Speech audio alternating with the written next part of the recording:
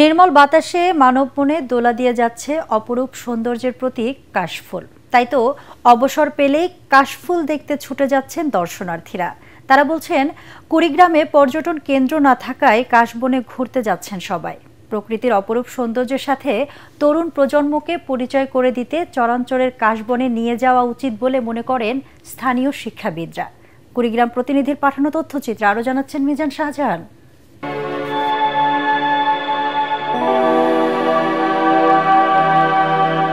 শরৎকাল এলেই দেখা মিলে কাশফুলের। শরতে শুভ্রতার প্রতীক হয়ে এ ফুল ফোটে। কাশফুলের স্নিগ্ধ পরশ আর নির্মল বাতাস সতেজ করে মন, দেয় নতুন প্রাণ শক্তি। আর এজন্যই আশ্বিন মাস এলেই ভ্রমণ পিপাসু মানুষের অন্তর টানে কাশবন।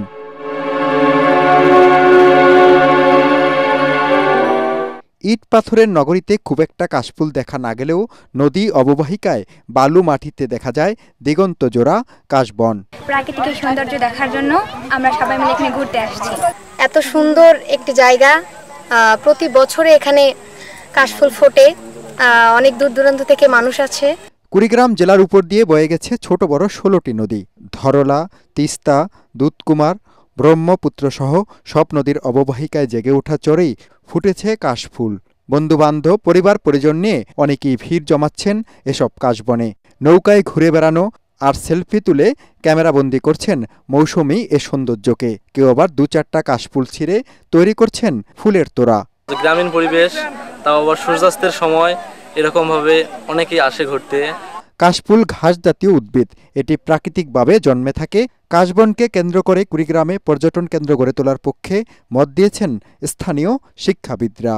পর্যটকের আগমন ঘটছে, এটিকে যদি আরও শিল্পসম্মত উপায়ে রূপদান করা যায় তাহলে শুধু কুড়িগ্রাম জেলা নয়, দেশ থেকে এমনকি বিদেশ থেকেও এখানে পর্যটকদের আগমন ঘটবে।